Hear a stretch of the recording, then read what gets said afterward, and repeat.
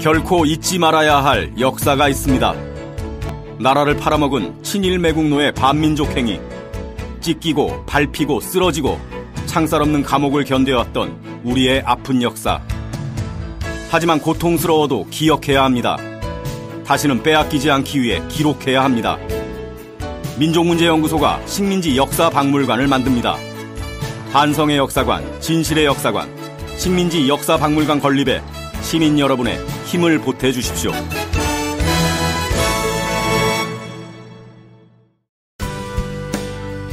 안녕하십니까. 민족문제연구소가 만드는 팟캐스트 내일을 여는 역사 역적 그 시즌2 미식가 첫 번째 시간을 시작하도록 하겠습니다. 오늘 저희들이 처음으로 선보이는 프로그램에서 많이 긴장도 되고 떨리기도 하는데요. 저는 이 프로그램을 진행할 민족문제연구소의 대외협력팀장 김영환이라고 합니다. 이 프로그램은 이번 역적2가 개편이 되면서 격주 목요일에 방송되는 프로그램입니다. 어떤 것인지 되게 궁금하실 텐데요. 이 프로그램을 재밌게 엮어가실 두 분의 선생님들을 소개하도록 하겠습니다. 안녕하세요. 안녕하세요. 예, 먼저 자기소개 좀 해주실까요? 예, 반갑습니다. 이순우입니다. 예, 민족문제연구소의 이순우 연구원님이십니다. 원래 말씀을 자료 설명할 때는 길게 하시는데 원래 말씀을 별로 평소에는 안 하시는 분들 제가 좀 설명을 드리면요. 우리 문화재 자료연구소라는 곳에서 직접 만드셔서 글도 많이 쓰시고 답사도 무척 많이 하셨습니다. 아마 제가 알기로는 이 분야의 최고 권위자 중에 한 분이시지 않을까 싶은데요. 가령 예를 들면 제가 강제동원 관련된 그 자료 옛날 주소를 가지고 이거 좀 찾아주세요. 그러면 금방금방 찾아주시는 분입니다. 아마 이 프로그램을 통해서 이순우 선생님께서 자료에 대해서 갖고 계신 그런 전문가적인 역량을 충분히 발휘해 주시고 재미있게 해주실 것이라고 생각합니다. 자, 그 옆에 또 한 분 계신데요. 우리 강동민 팀장님 자기소개 좀 부탁드릴까요? 안녕하세요. 민족문제연구소 자료팀장 강동민입니다. 예, 강동민 팀장님 어떤 일을 하고 계시죠? 자료팀장이신데. 그동안 수집했던 자료들을 제가 정리하고 기록하고 보관하는 일을 맡고 있습니다. 예, 그 연구소에 들어오는 모든 자료는 강동민 팀장 손을 거쳐간다는 얘기인데요. 연구소가 몇 점 정도 자료를 갖고 있죠? 유물은 한 3만 점에서 4만 점 정도 있고 도서까지 합치면 저희가 7만 점 정도의 자료를 보유하고 있다. 이렇게 말씀을 드릴 수 있겠습니다. 예, 7만 점이라 그러면은 사실 이게 많은 건지 적은 건지 보통 사람들은 잘 모르는데요. 다른 박물관이나 도서관이나 비교하면 어느 정도 되는 거죠? 민간의 규모 박물관이라고 한다면? 제가 정확하게 말씀드리기가 좀 곤란하긴 한데 서울 역사박물관이 보유하고 있는 유물 자료수가 한 6만 점 정도 되는 걸로 알고 있거든요. 아, 그래요? 네. 그러면 그 경희궁에 있는 서울 역사박물관 맞습니까? 광화문에 있는. 네, 맞습니다. 거기가 6만 점 갖고 있는데 민족문제연구소가 7만 점을 갖고 있다. 아유, 이렇게 말씀 들으면 제가 큰일 날 거 아닌가 모르겠네요. 서울 역사박물관에서 항의가 있지 않을까 싶은데 하여튼 그 많은 자료들을 관리하고 또 이런 일들을 다 관리하고 수집하고 하는데 책임을 지고 계시다. 그래서 오늘 두 분의 전문가 선생님들이 저희들 미식가 이 프로그램을 꾸며주실 건데요. 아마 이 프로그램 이름이 미식가라고 저희가 정했는데 뭐 금방 정하게 됐습니다. 이것도 강동민 팀장님께서 제안하셔서 금방 결정하게 됐는데 무슨 뜻이죠? 한번 설명을 해주시겠어요? 이건 뭐 회의를 하다가 이 제목을 어떻게 정했으면 좋겠느냐 뭐 이렇게 얘기를 했죠. 근데 그냥 언뜻 제가 먹는 걸 좋아합니다. 먹는 거 좋아하죠. 그 입도 나도 까탈스럽습니다. 제가 외국에도 많이 다녀봤는데 뭐 독일에 가고 일본에 가고 맛있는 걸 아무리 사줘도 맛있다는 얘기를 제가 들어본 적이 없습니다. 눈치를 엄청 봐야 되는데요. 그건 저도 알고 있습니다. 이왕 먹는 미식가. 거 맛있는 거 먹으면 좋지 않겠습니까? 그렇죠. 지금 식민지 역사박물관이 아직 개관 전이지 않습니까? 그래서 미리 식민지 역사를 갖다가 좀 맛보여드리면 어떻겠냐라는 뜻으로 미리 식민지 역사박물관에 가다 이걸 줄여서 미식가로 하는 건 어떻겠느냐는 의견이 이렇게 한 5초 만에 반영될 줄 몰랐습니다. 다른 사람 아이디어가 없었으니까 바로 그 자리에서 결정이 된 거죠. 근데 뭐 좀 괜찮은 것 같습니다. 미리 식민지 역사박물관에 가보다. 자, 그럼 여기서 한 가지 또 궁금한 점이 생길 텐데요. 아마 이 방송 처음 들으시는 분들은 생소하실 테고 민족문제연구소의 회원 되시는 분들이나 아니면 후원자 분들께서는 잘 아시겠지만 저희가 올해 식민지 역사박물관이라는 것을 개관하려고 하고 있습니다. 지난 연말에 저희가 청량리 시대를 뒤로 하고 드디어 서울 중심부로 그것도 숙대 입구 쪽으로 청파동으로 이전을 해왔는데요. 그곳에 저희들이 이제 가장 중점적으로 올해 준비하고 있는 것이 식민지 역사박물관입니다. 제가 뭐 간단히 말씀을 드리면 실제로 다양한 역사박물관들이 지금 우리나라에 존재하고 있는데 그 가운데서 시민들, 민중의 입장에서 식민지 역사에 우리가 어떻게 살았는지 그리고 실제로 어떤 일들이 있었는지 그것은 어떤 권력이나 정치 뭐 이런 사람들의 눈이 아니라 어떤 시민들의 입장에서 민중들의 입장에서 당시 살았던 어떻게 보면 백성들의 입장이라고 할 수 있을까요? 그런 입장에서 여러 가지 역사를 전시하는 곳이라고 할 수 있습니다. 1910년에 강제병합의 역사부터 항일투쟁 역사, 독립운동가의 역사들이죠. 또 그리고 실제로 수탈을 당한 민중들은 어떻게 살았는지, 강제동원의 역사라든지, 그리고 또 우리 민족문제연구소라면 빠질 수 없는 친일파에 대한 역사, 그리고 또 더 나아가서 이것들을 극복하기 위해서 계속 싸워온 한국의 시민들 그리고 일본의 시민들의 그런 연대와 투쟁의 역사 이런 것들을 종합적으로 전시하는 박물관이 될 것 같은데요. 제가 뭐 대략적으로 말씀을 드렸는데요.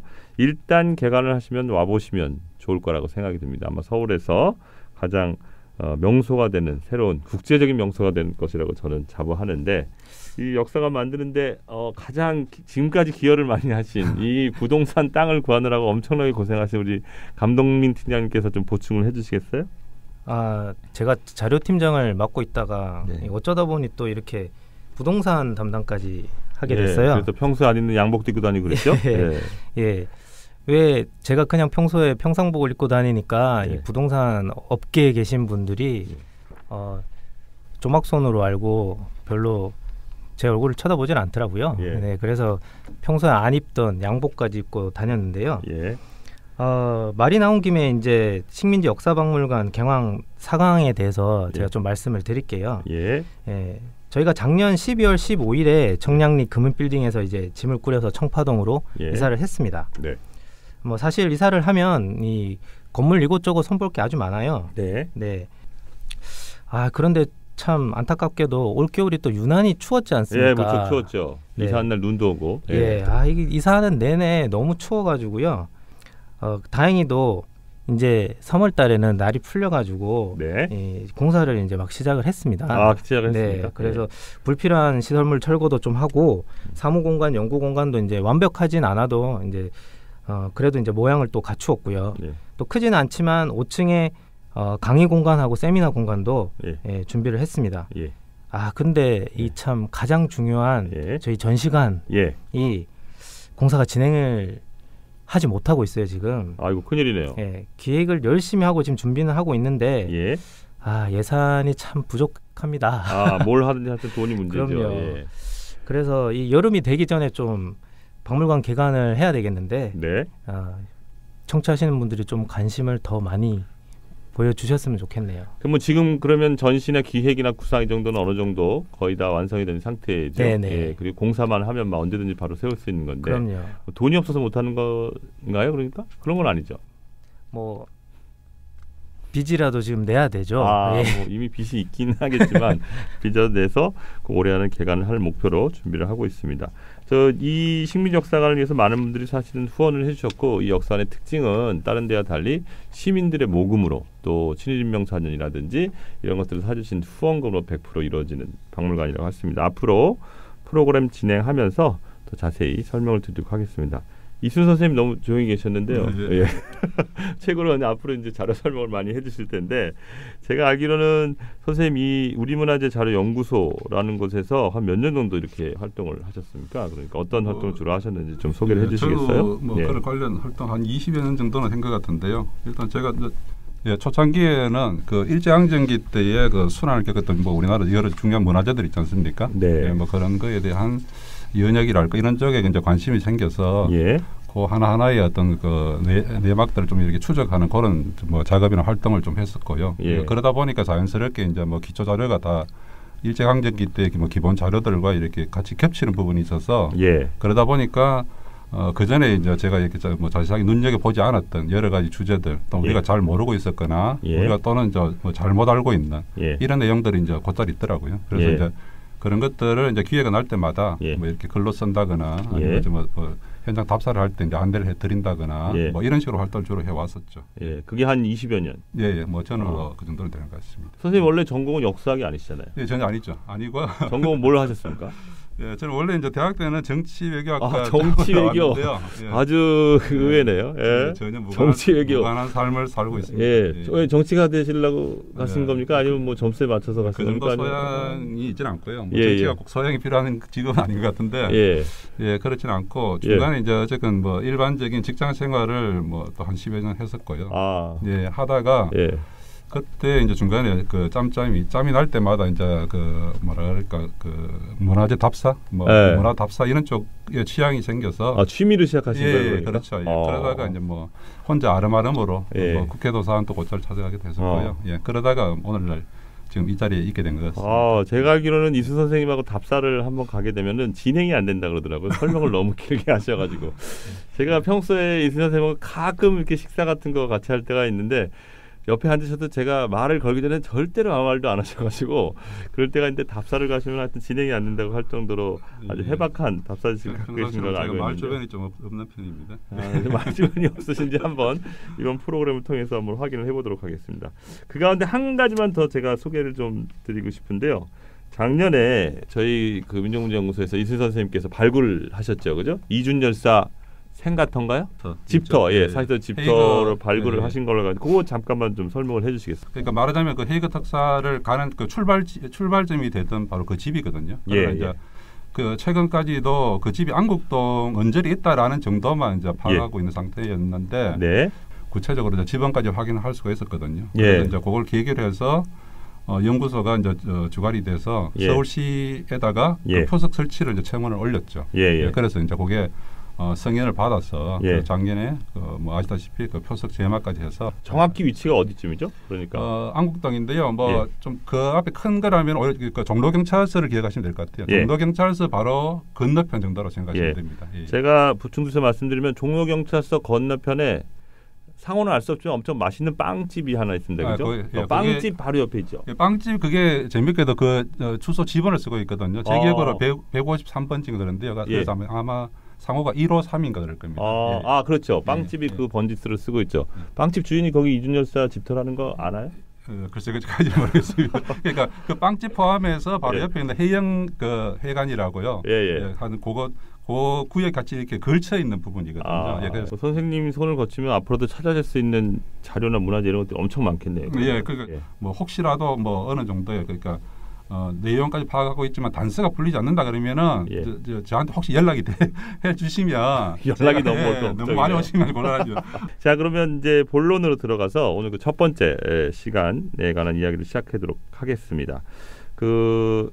저희들이 미식가에서 다룬 주제들이 그 민족사랑이라고 저희 민족문제연구소가 매달 내는 회보에 기재되는 식민지 비방록 이순 선생님께서 직접 집필하셨는데요. 이야기를 나누는 시간인데 오늘 첫 번째 주제는 어떤 걸까요? 선생님 좀 소개를 해주시겠습니까? 네.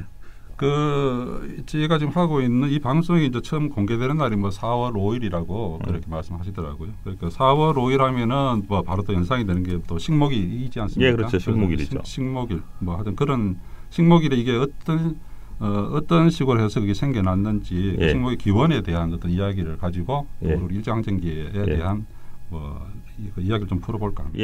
일제강점기와 식목일의 기원에 관해서 이야기 나누는 시간인데 저도 식목일 때 예전에는 학교 다닐 때 동원돼가지고 나무 심고 뭐 이랬던 기억이 나는데 우리 강동훈 팀장도 그러지 않았습니까?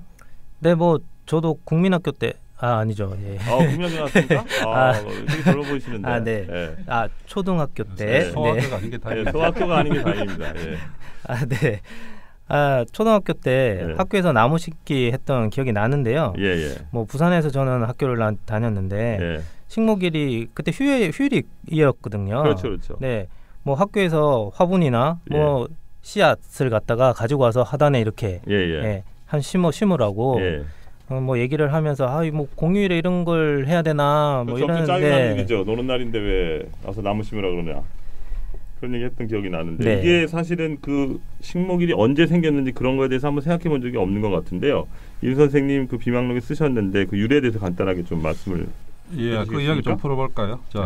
그 일단 그 4월 달에 관한 이야기를 좀 먼저 필요할 것 같은데요. 4월이라 하면은 지금은 이제 우리가 보통 집에 이제 아이들 있으면 그 3월 달에 개학이잖아요. 그렇죠. 학교도 이제 3월인데 일제강점기 때는 그 개학하는 게 4월 달이었더라고요. 4월 달에 개학하는 것이 원칙이라서 항상 이제 그 새로운 해가 된다랄까 이런 것이 이제 4월 달이 되는데 그래서 이제 그런 식의 일제강점기 때는 우리가 지금 생각하는 그 월 개념이 조금 다른 것 같고 이제 그런 식인데. 그러니까 이게 4월 달에도 보면 뭐 우리가 뭐 알다시피 4월 달에 하면은 뭐 시에도 나와있듯이 4월은 잔인한 달 뭐 이런 표현도 있잖아요. 4월은 잔인한 달.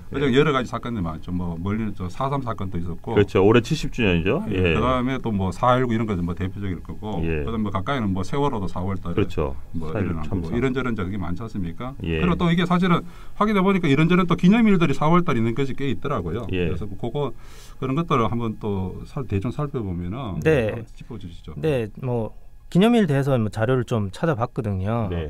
보니까 지금 우리나라의 기념일이 1년에 한 46개 정도? 46개. 네, 이렇게 기념일이 있는데 4월에만 11개의 기념일이 이렇게 몰려 있더라고요. 46개 가운데 11개가 네, 4월에만 11개가 있습니다. 노는 날은 없잖아요. 그렇죠. 네.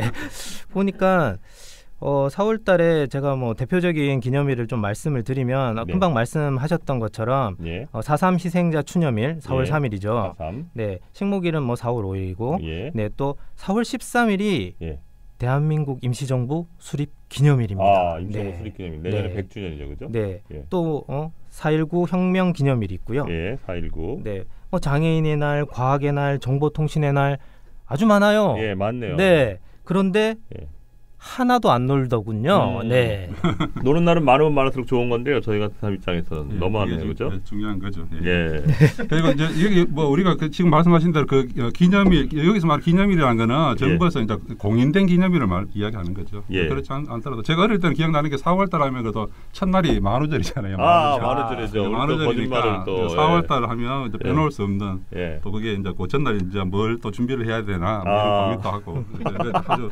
아주 천진난만 웃음을 짓고 계십니다. 뭐 올해 지난 이야기지만요. 4월달인데 금방 말씀하셨다시피 이제 이게 4월달 이런저런 이제 기념일은 굉장히 많은 근데 정작 이제 공휴일은 아니죠. 뭐 기념일 공휴일이 되는 경우도 있지만 근데 왜 빠졌죠? 옛날에는 놀았었는데. 그러니까 우리가 기억하다시피 되게 이제 4월 5일은 식목일이고 식목일 자체가 공휴일이었잖아요. 근데 뭐 보니까 지금도 기억나지만 그게 없어진 게 2006년도부터 이제 없어졌더라고요. 2006년. 그러니까 지금 뭐 한 10몇 년 넘어가는 그런 상태가 되는 거죠.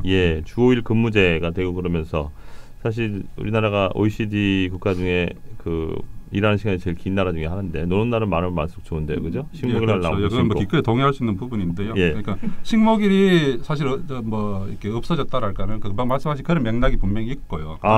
그다음에 또 다른 것들이 뭐 우리가 추석 연휴 같은 경우도 예전에는 하루였다가 전후 날짜를 이렇게 뭐 3일 쉬다 보니까 뭐 기업하시는 분들의 불만이 그전에 너무 노는 날이 많다. 그러니까 뭔가 줄여야 되는데 줄일 말은 만만한 대상이 일단 이제 뭐 식목일 같은 거고 또 실제로 뭐냐면 식목일은 나무를 심어야 되는데 사실은 우리가 제가 그만 말씀드린 초등학교 정도 개념에서 나무를 열심히 심으러 갔지만 어느 순간인가부터 나무를 심어본 기억이 사실 없거든요. 없죠. 그러니까 그러면 의뢰 그냥 노는 날 정도 놀러 가는 날 정도로 했기 때문에 그냥 그 이름만 식목일이고 사실은 어딘가 뭐 놀러 가거나 쉬는 날 이런 정도로 했기 때문에 그 실효성이 좀 떨어진 측면도 있고요. 그리고 또 알게 모르게 어쨌든 우리나라가 전체가 살림이 좀 우거진 그거라서 식목일 나무는 꾸준히 심을 필요 없죠. 그렇죠. 심고 관리는 해야 되겠지만 구태여 이제 따로 그거를 공휴일로 이렇게 유지를 해가면서까지 할 필요는 뭐 없지 않냐 뭐 이런 식의 인식이 좀 있었던 것 같습니다. 그러면 그 식물의 기원에 관련해서 설명하려면 기본적으로 제가 자료를 좀 읽어보니까 이 일본의 식민지 시대 유산이라고 해야 되나라고 하나라고 해야 될 텐데 이거에 대해서 좀 설명을 해주시겠어요 처음에? 그러니까 식목일의 개념은 우리가 지금 해방 이후에는 식목일이라는 표현을 썼지만 사실 일제강점기 때는 기념식수일입니다. 기념식수일. 우리가 뭐 큰 행사를 하거나. 그렇죠. 쉽게 말해서 뭐 대통령이라거나 뭐 도지사라거나 국무총리라거나 어디 뭐 순시를 하거나 이렇게 할 때에 항상 거기 뭐 흔적을 남기기 위해서 기념식수를 하잖아요. 그런데 여기에서 말하는 기념식수는 꼭 그런 의미가 아니라 일제강점기 때는 특정한 날을 기념한다랄까 아니면 특별한 뭔가를 기념하기 위해서 그날을 정해서 나무를 심자 이런 취지로 했다라고 하거든요. 그래서 네. 상세한 내용은 이제 금방 그 구체적인 자료를 가지고 설명을 드릴 텐데요. 네. 예, 하여튼 그 여기에 바로 나오는 사람이 이제 예. 일본의 첫 번째 천황이랄까 그 신무 천황, 신무 천황이라고 하는데요. 예. 여기 사전에 좀 양해 말씀을 드려야 되는 것은 예. 뭐 표현이 일본 천황은 우리가 보통 일반적으로 뭐 일왕 또는 일황 뭐 이런 정도로 표현하는 것이 이제 뭐 타당하겠으나 예. 우리가 보통 이제 우리가 뭐 끊임없이 이야기하는 것은 여기 일제강점기 때 이야기가 나올 수밖에 없고요. 예. 또 바로 그 시대 상황을 뭐 그대로 전달하기 위해서는 뭐 천황이라고 뭐 듣기에 따라 조금 이제 끌거로운 표현일 수도 있는데 예. 여기서는 내용상으로 일단 뭐 천황이라는 용어를 그대로 뭐 사용하는 것으로 뭐 양해를 해줬으면 좋겠다. 예, 그렇죠. 그렇죠. 저희 그 역사 왜곡에 대해서 앞장서고 있는 민족문제연구소가 천황했다고 또 요거도 먹으면 안 되니까 노리고 있는 사람들이 많으니까 예. 원래 공식적으로 방송이나 이런 데서는 일왕이라는 표현 쓰죠, 그죠? 예, 한자에서는 천황이라고 일단 표현을 쓴다는 부분은 먼저 양해 말씀을 드리겠습니다. 알겠습니다. 예, 그래서 그 첫 번째 그러니까 초대 천황이죠. 초대 천황이 신무 천황이라고. 예, 일본은 진무 천황이라고 그러죠, 그죠? 예, 신무 천황. 네. 이 사람이 이제 그 죽은 날짜가 보니까 4월 3일이더라고요. 4월 3일이라고 그래서 이것은 뭐 그 일본에서 이제 대대로 그 공휴일 개념으로서 그 날짜는 신무 천황제. 제니까 뭐 제사 지내는 이런 개념이죠. 그래서 4월 3일 날을 이제 휴일로 정해 있던 상태에서 이제 시작이 되는 거죠. 그런 상태에서 우리가 일제강점기로 전환되면서 1910년 전환되면서 바로 이 날짜를 길여서 기념식수일이라고 하는 개념으로서 이제 이렇게 전환이 되는데요.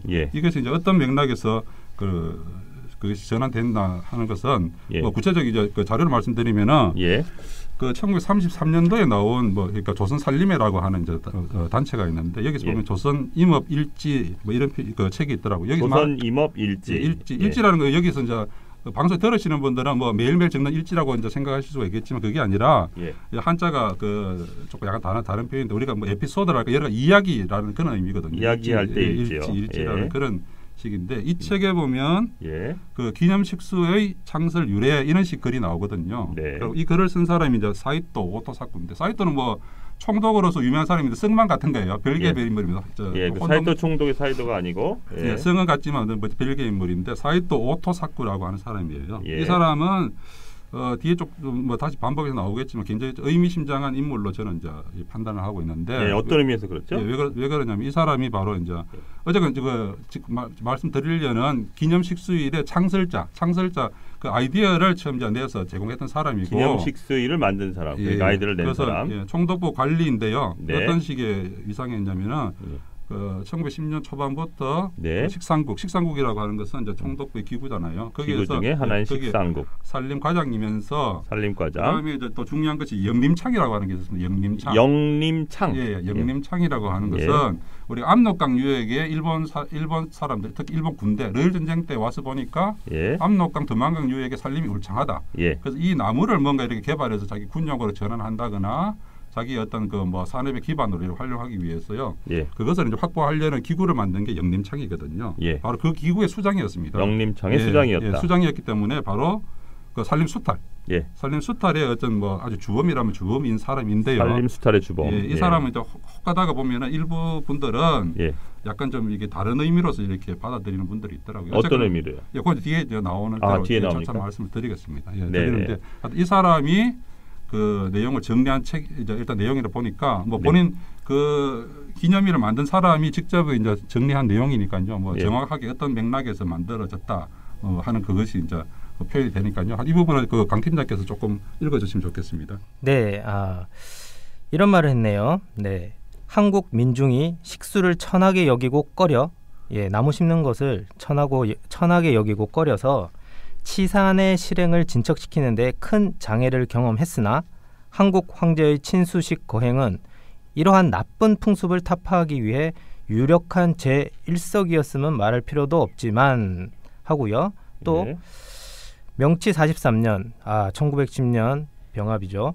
8월 29일로서 이란 병합의 대업이 이루어짐을 좋은 기회로 여겨 키우치 농상공부 장관, 야마가타 정무총감 및 타라우치 총독 등에게 병합의 대업을 영구히 기념할 방법으로 매년 신무천황제의 날에 전도의 간민이 모두 기념식수를 행할 것을 진언하였고 이렇게 얘기를 합니다.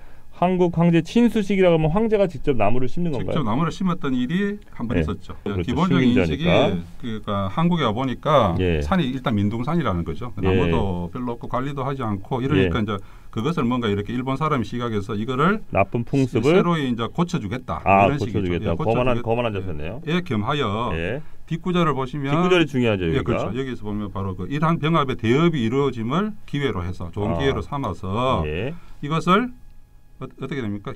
영구히 기념할 방법이죠. 영구히 기념하기 위해서 나무를 심는다. 병합하는 거죠. 그러니까 예. 그 날짜를 뭔가 기려보자. 그거를 나무를 심는 방법으로서 했기 때문에 그래서 이제 여기서 명칭이 일반적으로는 뭐 식수일 또는 식목일이라고 하면 될 것을 구태여 기념 식수일 이런 식으로 표현했거든요. 앞에다 기념이라고 따로 붙였던 것은 일본 사람들이 한국 병합 자체를 병합을 기념한다는 얘기네요. 그렇죠. 그래서 그런 식의 의미로서 4월 3일 특히나 이제 4월 봄에 나무를 심기 좋은 날에다가 특히 자기들의 굉장히 경사스러운 날인 그 천황의 제삿날을 같이 겸해서 이렇게 해보자 뭐 이런 식의 의미인 것 같습니다. 나무를 심는 날인데 그 신무 천황 제사의 날에 맞춰서 이렇게 하겠다라고 정한 거네요. 그렇죠.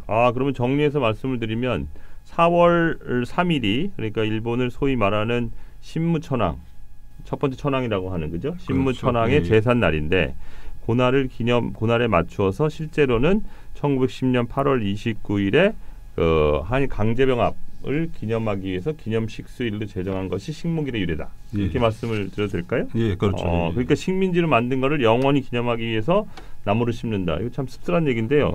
지금 날짜가 그때하고 약간 4월 3일하고 4월 5일이가 좀 다르긴 하지만 어쨌든 간에 이제 그 명칭이나 의도 자체는 우리 바로 이 병합과 직접 관련된 그런 일이라는 점은 조금 이렇게 우리가 그 각인 또는 각성을 분명히 하고 이렇게 있어야 되겠다 하는 그런 취지에서 말씀드리는 겁니다. 그래서 제가 보니까 지금 사실 저도 일본에서 약간 활동을 하면서 산 적이 있는데 그냥 녹색의 날이라 그래서 무슨 자연보호하는 날이라 했더니 알고 보니까 소아천황의 생일을 기념하기 위해서. 그렇죠. 그게 이제 예전 개념 그러니까 일본 제국의 개념에서는 그날이 이제 되게 천장절이라고 표현했던 그런 거죠. 근데 그렇죠. 천장절이라는 것, 천장절이라는 표현을 더 이상 사용하지 못하는 상황이 되니까 그것을 조금 뭐 위장이랄까? 맞습니다. 이런 의미로서 그런 식으로 비겁한 게 되게 많은데요. 천장절 하면 또 우리 생각나는 사람이 있죠, 그죠? 독립운동가 누구 계시죠? 천장절에 샹하이에 윤봉길 의사가 폭탄 쏘한 날이 천장절 아닙니까? 네, 맞습니다. 맞죠? 천장절. 근데 이거 좀 말씀드리면 2월 11일이 그래서 이날이 기원절이라고 하는 날이 사실은 그 즉위를 해서 일본이라는 나라를 만들었다고 하는 날이잖아요. 그죠? 근데 이게 역사적으로 사회적으로 근거가 있는 겁니까? 그래서 그것까지는 제가 잘 모르죠. 그죠? 그래서 이날이 이름이 건국기념일이 아니고 건국기념의 날이에요. 일본에서는. 그래서 천황제를 반대하는 사람들은 이날은 반대 집회를 합니다. 실제로는. 건국기념일도 아니고 그래서 건국기념의 날, 건국했다고 여겨지는 날이라 그래서 일본에서는 지금도 그런 날은 반대 집회를 하고 그러는데 식목일에 대한 얘기를 좀 더 해야 되지 않을까요? 그렇죠. 네. 하시죠. 아니 일본 하면 이제 우리가 생각하기에 흔히 이제 벚나무 사쿠라죠. 사쿠라. 일본에 좀 상징처럼 되어 있는 나무 아닙니까? 네, 그렇죠. 그럼 이때도 뭐 벚나무가 뭐 사방에 다 심어지지 않았을까 하는 그런 궁금함이 있지 않을까요? 예, 있습니다. 이때 어떤 나무들이 심어진 거죠? 그러니까? 그 이제 구체적인 사례는 여기 이제 뭐 첫 번째 기념식수 자체를 어떻게 진행했는지를 조금 살펴보면 거기 다 포함이 돼서 나오는데요. 특이하게도 이제 그 테라우치 총독이 자기 딸이 이제 결혼을 했다고 그럽니다. 그래서 이때 이제 총독은 일본으로 가서 딸 결혼시키려고 이제 해서 이제 그러니까 그 2인자 총독부 2인자의 정무총감이 이제 그 2인자니까 이 사람이 그 대표 뭐 식수자 이렇게 해서요. 그 뭐 총독부 관리들 포함해서 그다음 이제 그 정무총감이 심은 나무는 이제 전나무를 심었대요. 전나무. 전나무를 심고 나머지 이제 그 총독부 관리들이 뭐 329그루 329그루 나무가 심었다. 그래서 그 나무들을 이제 되게 살펴보면은요. 일단 주로 그 거론되고 있는 것이 단풍나무, 단풍. 그다음 은행나무. 그다음 밤나무. 그다음에 이제 또 뺄 수 없는 게 그 사쿠라, 그 벚나무겠죠. 그 남산 올라가는 길에 남산이 벚나무 벚꽃놀이 하기 좋은 데잖아요, 그죠? 그렇죠. 그때 심어진 겁니까? 그럼 이것도? 이거는 뭐 꼭 기념식수 때문에 심어졌다고 판단하기는 어렵고요. 그건 일일이 그렇게 대조하기는 어렵고 대신에 그 남산 그러니까 구총독부 지금 남산 애니메이션 센터 있지 않습니까? 뒷골짜기 자체가 그 일제강점기 때 초반부터 뭐 이후 때까지도 일본 사람들이 벚꽃놀이 하기 즐겨오는 주요 명소 중에 하나였거든요. 하나미 벚꽃놀이 하는 데서 벚꽃이라고 이렇게 봄철이 되면은 벚꽃을 주러 가는 것이 거기는 바로 경성신사 바로 아래쪽이었기 때문에 네. 아마 초기부터 그렇게 벚나무를 심어서 관리를 했던 것 같습니다. 아까 처음 말씀해주신 것이 그 총독부의 애뉴얼 리포트에 나온다는 겁니까? 그러니까 예, 그 사진은요. 우리가 네. 뭐 그 사진은 확보가 되어 있으니까요. 그건 같이 네. 겸해서 서인 자료를 제공해드릴 수 있는 부분이고요. 이 자료는 저희들이 보실 수 있게 여러분들 팟빵으로 보시는 분들은 게시판을 확인해 주시면 되고요. 유튜브로 보시는 분들은 물론 화면에 저희들이 그때 그 말씀드린 자료들을 올려드리도록 하겠습니다. 연구소가 또 1회 기념식수에 대한 자료를 또 가지고 있는 게 있습니다. 첫 번째. 네, 1911년 4월 3일 날 네, 경기도가 주관하고 인왕산에서 제1회 기념식수일 광경을 담은 사진이 있거든요. 인왕산. 네. 서대문 형무소에 있는 인왕산이네, 그죠? 아니에요? 어디 인왕산이에요? 그쪽 전면이라고 봐야 되죠. 네네. 예, 그 광경을 담은 사진이 엽서로 발행이 되어 있어요. 네. 예. 그 엽서 사진도 함께 저희가 올려놓도록 하겠습니다. 이런 자료는 귀중한 자료인데 앞으로 식민지 역사박물관에 잘 전시되고 많은 분들이 볼 수 있으면 좋겠네요. 그런데 이 선생님 그런데 다른 방향으로 생각해 보면 어쨌든 간에 이게 강제 병합을 이들이 이제 영원히 기리고자 해서 이날을 기념식수일로 정했다 이렇게라고 하는데 근데 어떻게 보면 또 나무 심는 건 또 좋은 일 아닙니까? 일제가 나무를 열심히 이제 심었던 뭐 이유랄까 뭐 그런 것 같은 경우에는 어쨌든 이제 나무가 부족한 상태에서 이렇게 뭐 보충한 그런 측면도 있지만 사실은 이게 그 식민 통치의 치적을 이렇게 알리기 가장 좋은 방편 중에 또 하나였거든요. 그렇죠. 민둥산이 뭐 이렇게 녹색으로 됐다. 너희들 보라 바로 그러니까 뒤돌아보면 민둥산이었던 것을 우리가 나무를 심어서 푸르게 이렇게 만들어주고 하는 이런 식의 해서 이제 홍보의 어떤 그런 거고 또 반면으로 뭐냐면 우리가 나무를 심어준다는 측면만 생각하지 일제가 우리나라에서 걷어간 다른 나무들은 어떠냐. 그렇죠. 압록강 특히 같은 경우에 그 울창한 산림 숲들이 그 식민 통치 시절에 베어간 것이 어마어마하거든요.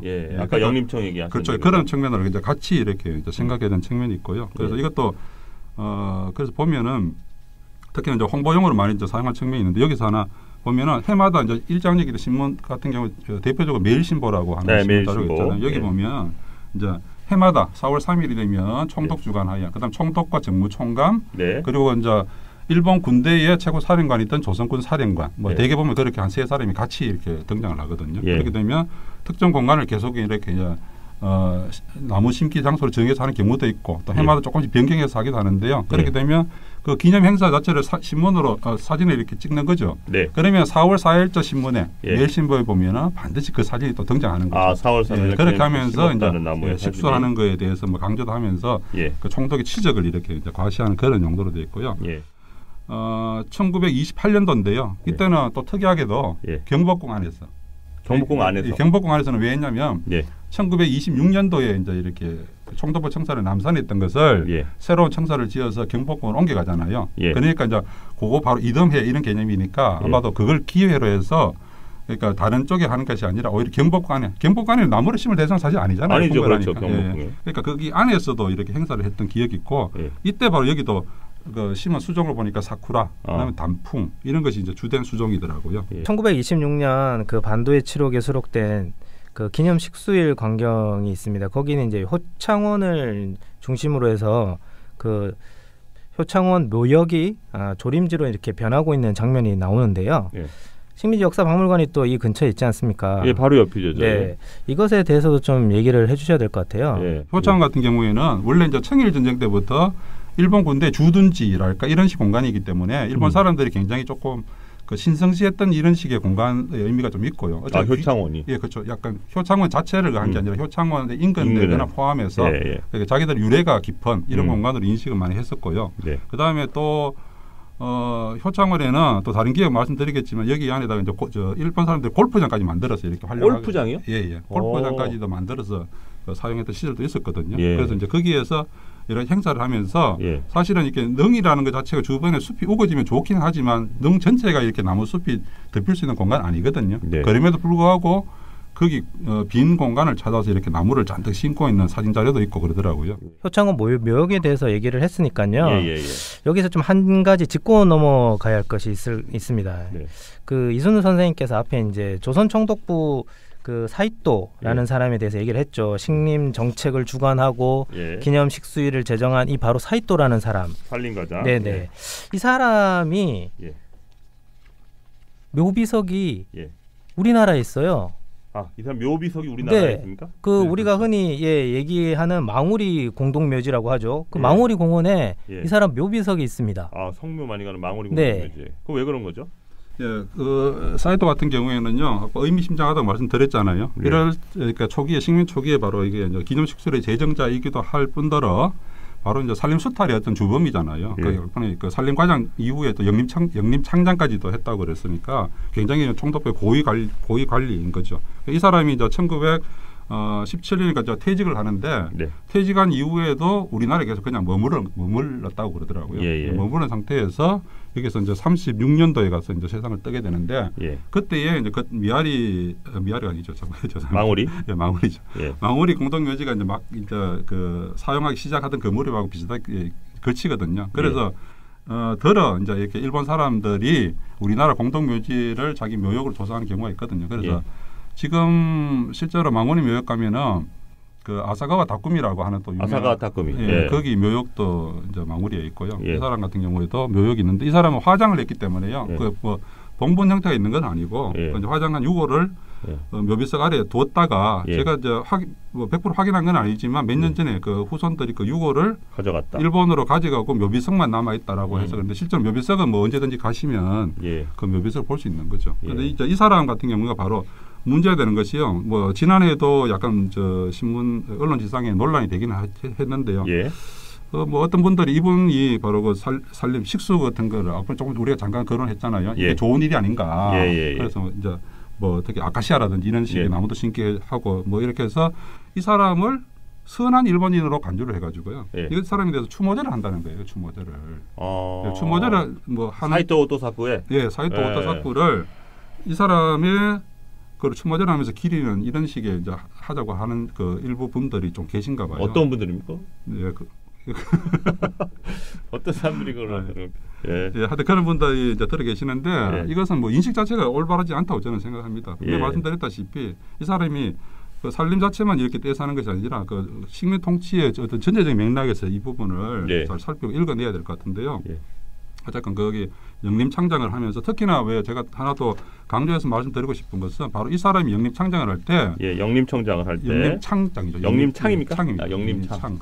뭐 우리가 뭐 군대식으로 할 때 무슨 창, 기계창 무슨 뭐 조병창 뭐 이럴 때 영림창 그런 식 맥락인데요. 이 사람이 영림 창장을 하던 시절에 우리가 경복궁에서 건립한 것이 바로 조선 총독부 청사거든요. 조선 총독부 청사가 지금은 그게 뭐 철거가 돼서 이제 복원이 됐다고 그러지 않습니까? 그런데 지난 이제 우리가 95년도에 바로 총독부 청사할 때도 이거를 보존해야 된다 말아야 된다 엄청난 논쟁이 있었죠. 그건 뭐 양측면이 다 있기 때문에요.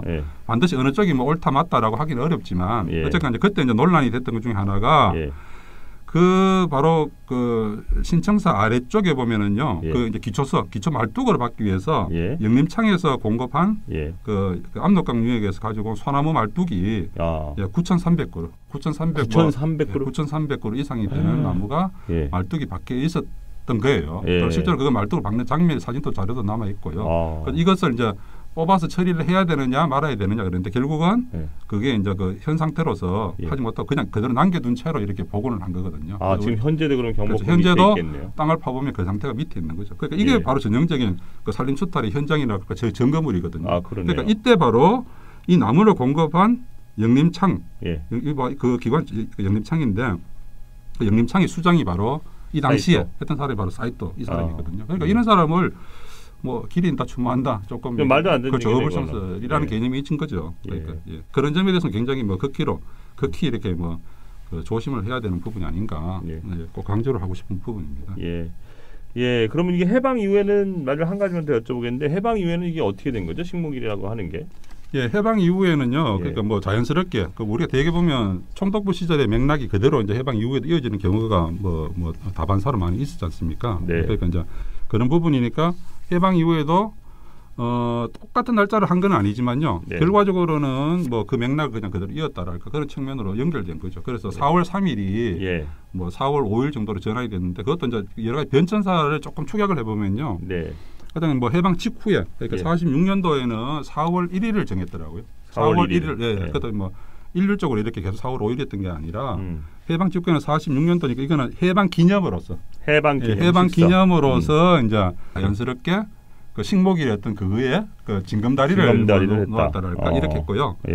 48년도에 미군정 말기에 이때 이제 군정장관의 승인을 받아가지고 4월 5일을 공식적으로 공휴일을 만든 거예요. 공휴일. 식목일을 공휴일로 만들었으니까 뭐 일제강점기에 추억을 되살린다랄까 뭐 다시 복원을 하는 의미가 있는 거죠. 약간 61년도 2월 달에 다시 이제 공휴일에 관한 규정을 제정하면서 4월 5일을 공휴일로 정했고요. 이렇게 하다가 이제 2005년도에 식목일이 공휴일에서 삭제된 거죠. 식목일 자체는 살아 있는 거고요. 일본의 한국 강제 병합된 것을 기념하는 식수일로 시작이 돼서 이렇게 쭉쭉 이어져 내려왔다는 저도 전혀 모르고 있었던 이야기인데 아마 청취자분들도 그러시라고 생각이 됐는데 오늘 첫 번째 미식가 시간이었는데 재밌게 들으셨는지 모르겠습니다. 강동민 팀장님 뭐 어떠셨습니까? 저도 뭐 이런 방송을 처음 해보니까 이게 정신없이 이렇게 막 진행이 되네요. 따라가기가 엄청 힘들어요. 네. 재밌었습니다. 또 다음 시간에도 더 재밌는 내용으로 찾아뵙겠습니다. 네, 알겠습니다. 이순 선생님 말주변이 없으시다고 처음에 말씀하셨는데 어떠셨습니까 오늘? 해보니까 여전히 말주변이 없는 것 같아요. 제가 생각해도. 이게 좀 이렇게 청취자분들이 좀 알아듣기 쉽거나 조금 약간 조금 재미라도 조금 더 느낄 수 있는 그런 내용을 가지고 또 설명을 하도록 많이 또 예를 쓰도록 하겠습니다. 오늘 말씀해주신 두 분 첫 번째 시간 고생하셨습니다. 그러면 다음 주 2주 저희 격주에 한 번씩 찾아뵙게 되는데요. 다음 시간에는 더 재밌는 프로그램으로 뵙도록 하겠습니다. 고맙습니다. 감사합니다.